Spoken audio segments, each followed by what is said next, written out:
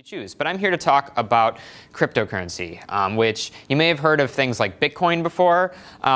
There's a lot of cryptocurrencies out there, and it provides a large opportunity for people to really have full control over their finances in the digital system. You no longer need to go through a specific intermediary. You don't need to necessarily go through a bank or talk to someone in the middle to make transactions with anyone in the world. You can do that yourself. And when you're doing it, you have the ability to have full control over the funds in the process. You are the only person that has the rights to spend the funds, and no one else can really take that away.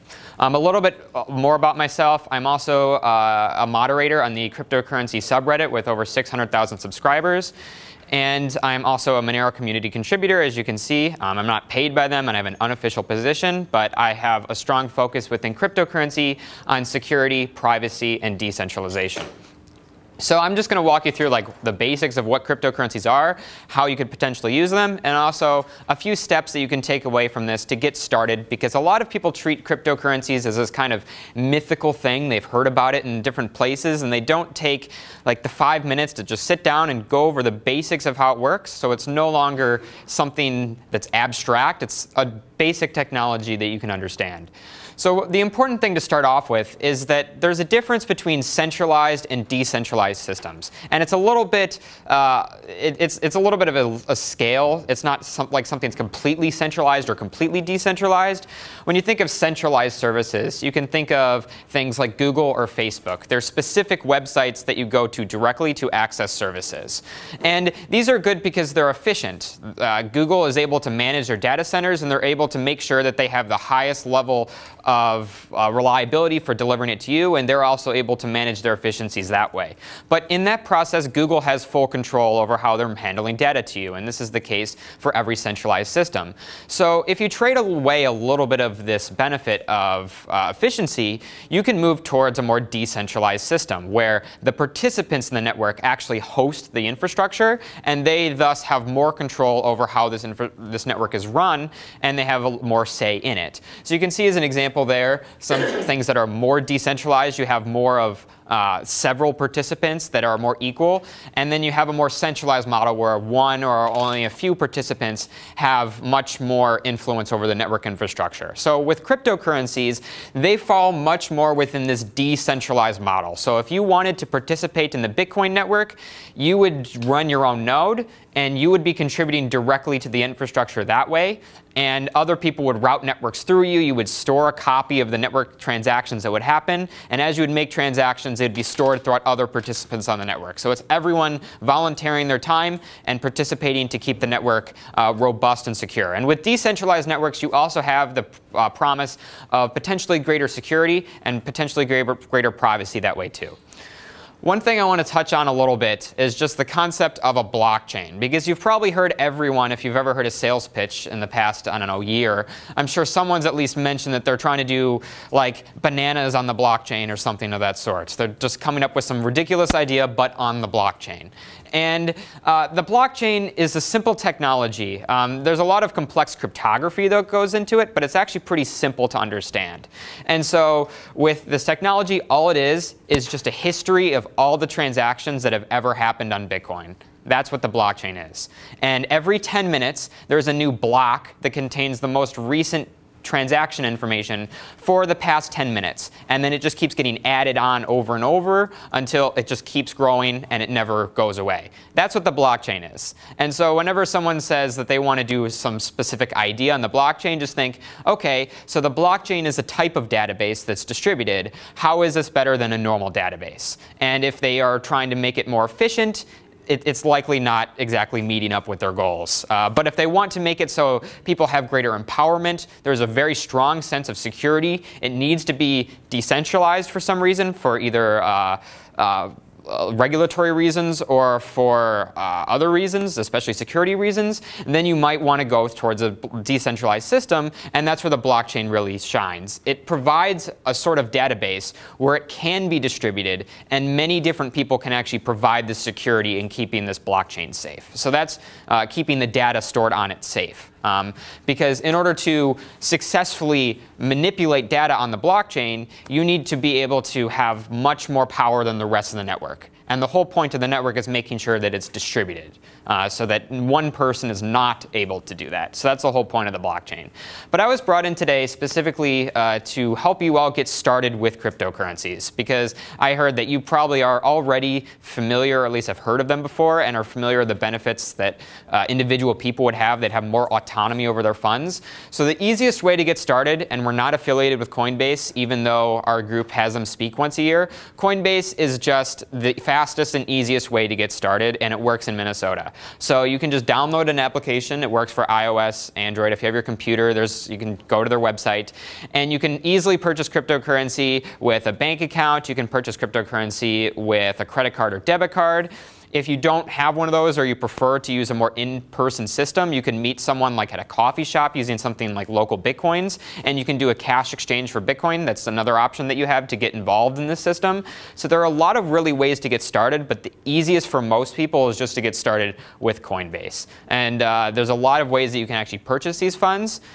When you're using Coinbase, the funds you hold on Coinbase are held by Coinbase. It's insured, so if they get hacked, they're pretty much the only system that's actually secured, so you would still get some money back.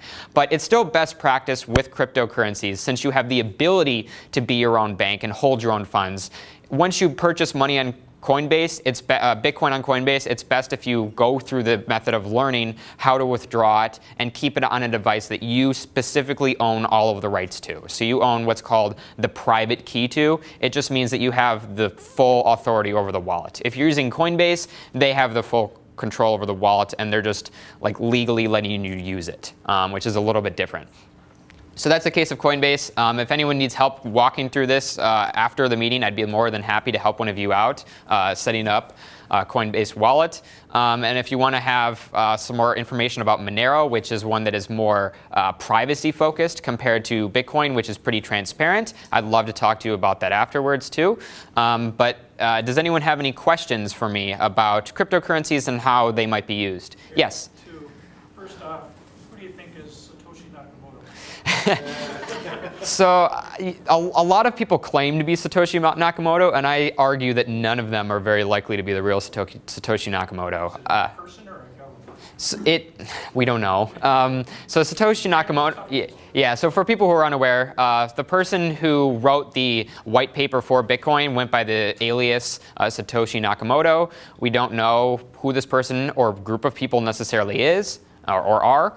And that's kind of where it stems from, is everyone's trying to guess who this person is. Second question for you is, I'm trying to get on GDAX. Mm-hmm. Apparently we're one of 4 states that can't get on GDAX, so I had to go to finance and all this stuff.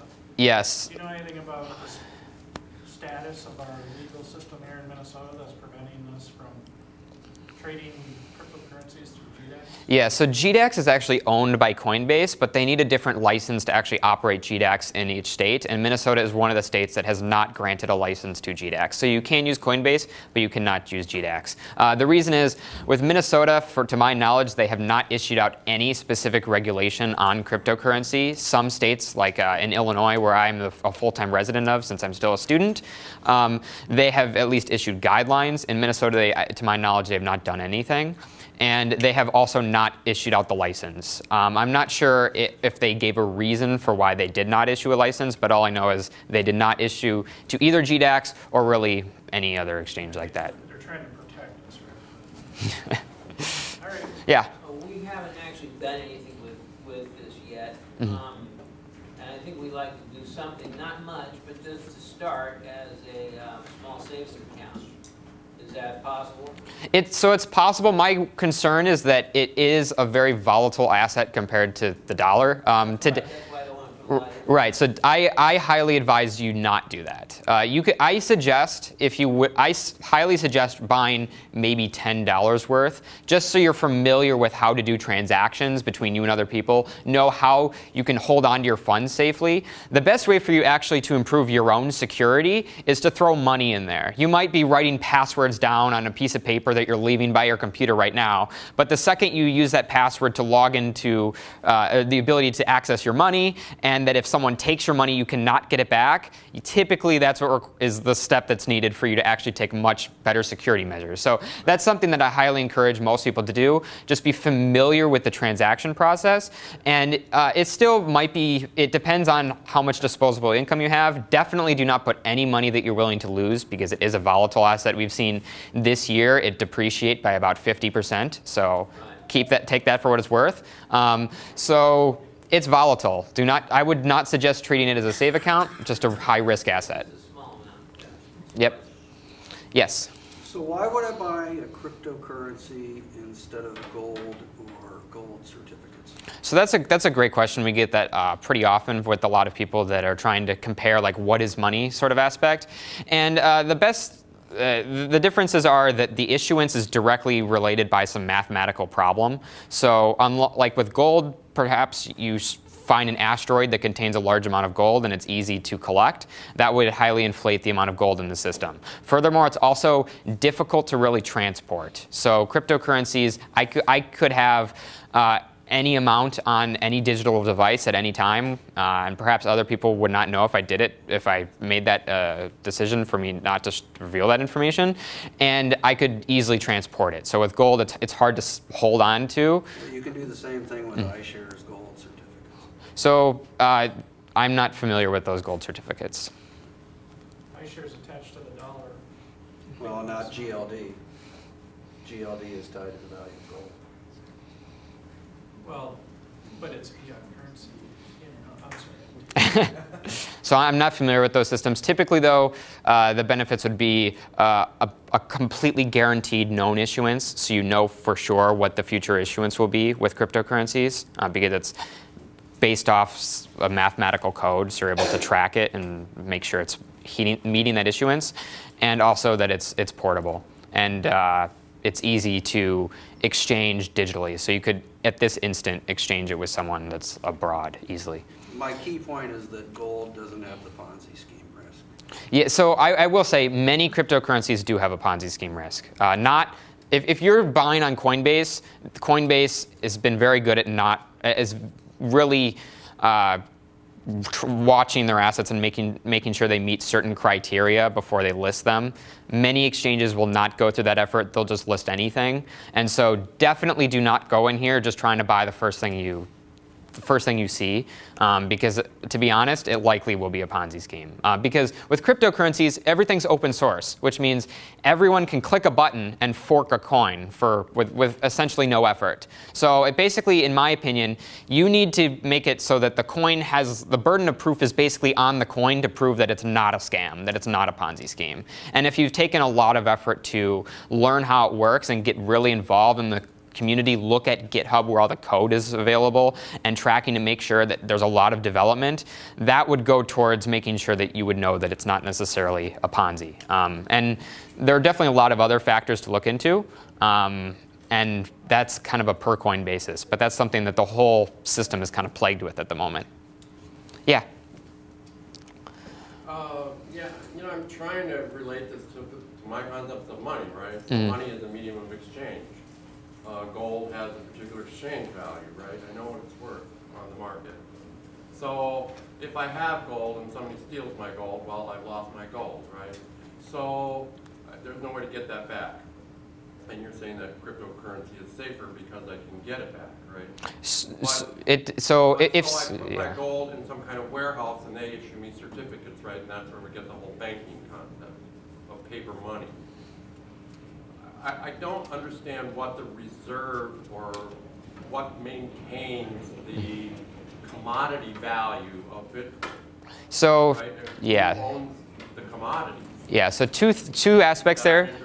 Yeah, so with Bitcoin, whoever possesses the private key has the right to spend that money. If someone steals your private key and then empties your account, there is no way for you to get that back. So that's just one aspect. So it's as if someone stole your gold, it's gone unless you can trace them down somehow. Same thing with Bitcoin. It functions a similar way. Second point on specifically what gives Bitcoin any value, really, it's not backed by anything. It's not backed like a fiat currency by the faith of a government. It's not backed by the value or utilization of gold. It's just backed by people's willingness to buy or sell it. It's just based off a complete supply and demand sort of system. It's gold.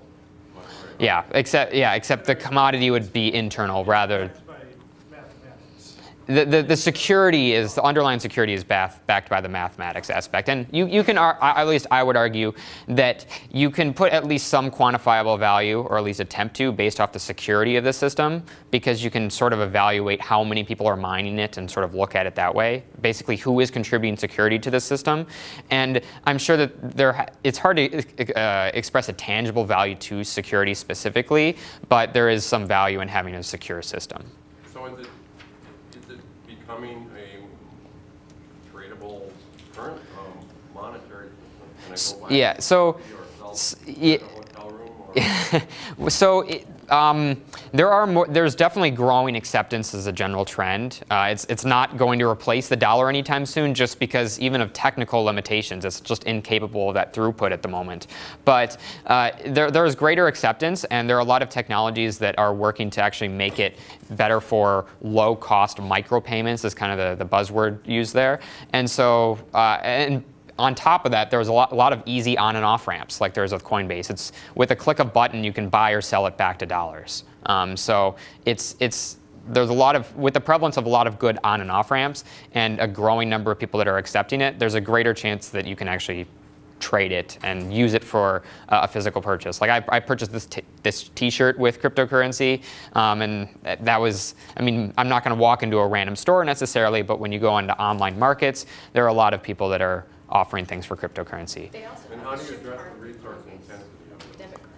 Yeah, and one other aspect that she addressed is that they have some debit cards that you deposit a Bitcoin balance to, and as you make payments, it automatically makes a conversion back to dollars. Any other questions? Can I come back to? Yeah, can I come back to you and let you go real quick? Warning, so like Yeah, I was one or gonna two. say, Yeah. Different currencies have a big differences in transaction costs Mhm. because of the size of the block, I assume. Yes.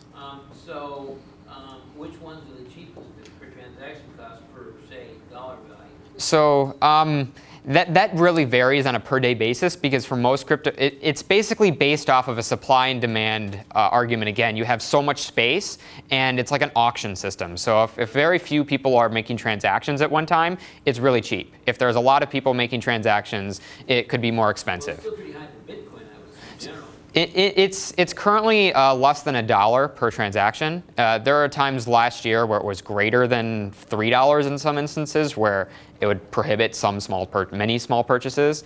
But now it's about 15 cents, so it's a lot lower now. And that's based off of the hype dying down a little bit, but also because there are technological improvements that over doubled the amount of throughput. Anyone else have a question?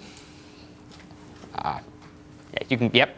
So how do you address just the resource intensity of it? Of the mining sort of system and of Mining and nodes. Mining is resource intensive. Mining for gold is resource intensive too. But just the degree of technology that it takes to maintain the currency. So you definitely need a large number of cryptographers and a large number of researchers really looking at these technologies in full detail. Luckily, with Bitcoin especially, it's based off of cryptography that's been proven for over 10 years and has been very well vetted. And frankly, Bitcoin is itself essentially a bug bounty for these sort of systems, so that if someone did essentially break one of these cryptographic primitives, then you would know, because there's a very large bug bounty of Bitcoin's value, right? But the good thing is, since it's transparent, it's completely observable, so you could always patch any issues that wouldn't necessarily come up. But the good thing is, with Bitcoin, there's a large number of researchers and cryptographers that are there that have expressed a lot of interest in preserving Bitcoin. They have conferences all over the world now, and within research, it's become a lot more popular than it was 4 years ago or so. I think in terms of my existing model, like a bank. Yeah. So if I want to own my own server and own my own Bitcoin, is that a feasible? Yeah, so I'm on my laptop, I'm running a Monero node right now. So it's reasonable if you have a reasonable connection and basically a hard drive more than 100 gigabytes, you can run a node on your computer. Okay. Thank you, everyone. Thank you, Mr. Ehrenhofer. Thanks, Chris. Thank you.